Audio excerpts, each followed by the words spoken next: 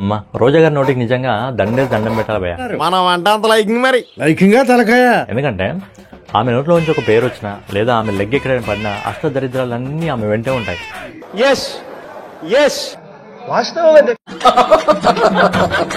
జగన్మోహన్ రెడ్డి గారు అధికారంలో వచ్చిన తర్వాత ఆయన సాధించింది ఏందయ్యా అంటే అరాచకాలు, అఘాయిత్యాలు, అత్యాచారాలు, అవమానాలు, అక్రమ కేసులు, వేధింపులు. మీ ఊరికైనా చెక్ పోస్ట్ దీన్ని నోటుకుండదా సార్? దీని పేరు సుగునండి, పేరే సుగునండి. ఎందుకన్నా ఏం చెప్తామండి, వర్స్ట్ బిహేవియర్. అవన్నీ ఎలా ఫుల్ఫిల్ చేశారు, అవే కాకుండా చెప్పని అనేకం కూడా మన కోసం ఎలా చేశారో మళ్ళీ నేను ప్రత్యేకంగా చెప్పాల్సిన అవసరం లేదనుకుంటున్నా. అయిపోయింది, అంతా అయిపోయింది, ఇప్పుడు ఏం చేయాలి?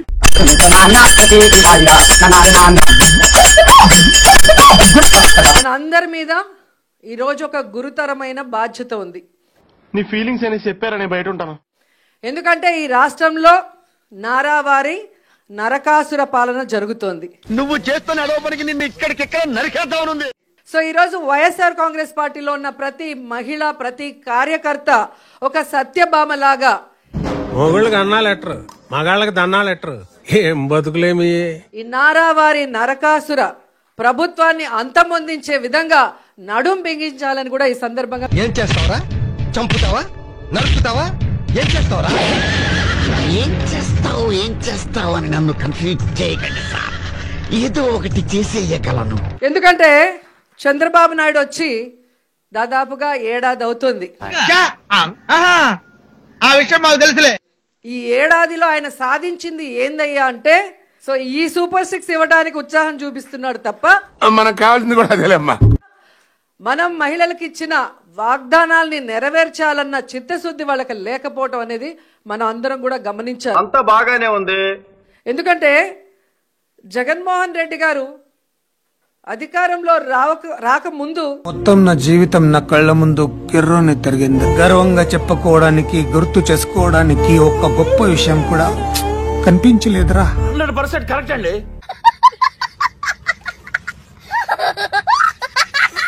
మహిళలకి ఏమేం ప్రామిస్ చేశారు, అధికారంలో వచ్చిన తర్వాత అవే కాకుండా చెప్పని అనేకం కూడా మన కోసం ఎలా చేశారో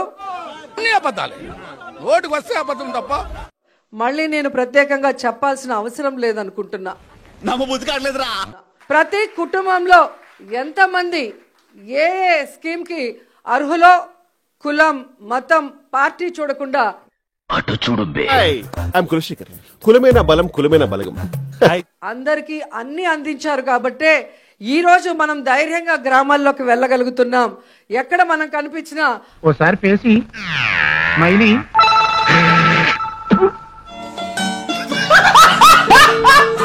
అయ్యో మేము తప్పు చేశామని కొంతమంది, అయ్యో మేము అన్నకు ఓటేసాం ఎక్కడికి పోయిందని కొంతమంది, ప్రతి ఒక్క మహిళ లోపల ఏడుస్తున్నారు. నీకు దండం అమ్మా, నువ్వెక్కడ దొరికావే నాకు. ఉగ్రవాదులకి మనకి మధ్యన జరిగిన యుద్ధంలో ముందుండి నడిపించింది ఎవరు? మహిళలు. మా చుక్క కన్నాంబకి ఎక్కువ, కాంచనమాలకు తక్కువ. Nice guide. ఆర్గనైజ్డ్ క్రైమ్ అంటారు దాన్ని. జగనన్న ఒక్కటే చెప్పాడు, మనం తప్పు చేసి జైలుకు వెళ్తే అవమానంగా భావించాలి కదా. అవన్నీ వీళ్ళకి అర్థం కానివి, అవసరం లేనివి. ప్రజల్లో మీరు ఒక హీరో అవుతారు.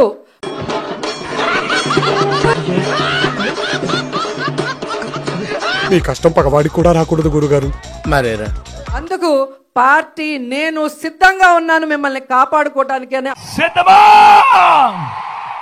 అన్న మాకు ధైర్యం చెప్పారు. ఎక్కడా కూడా నా పేరు ఎక్కడా లేదు రమేష్.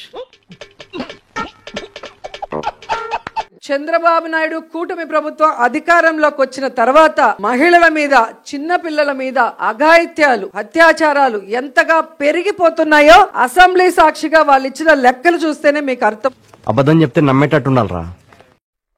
అటు చూడు. కానీ ఎక్కడో జరిగిన ఒక ఇన్సిడెంట్, అది పోలీస్ స్టేషన్ లో కంప్లైంట్ చేయకపోయిండొచ్చు, లేదా దిశ యాప్ ని యూజ్ చేస్తుండకపోయిండొచ్చు. జరిగిన 1-2 ఇన్సిడెంట్ని భూతద్దంలో చూపించి జగనన్న మీద బురద చల్లాలి అనుకుంటే మహిళలు ఎవరు కూడా ఒప్పుకునే పరిస్థితి లేదు. ప్రతిదానికి ఓవర్ ఎక్స్ప్రెషన్. ఇప్పుడు ఏ అంటే నోరు పడిపోయిందా? చూద్దాంలే. చూడటం కాదండి, మీరు చెయ్యాలంతే. సరే మీరు ట్రై చేస్తారన్నారంటే అది ఓకే అయిపోయిన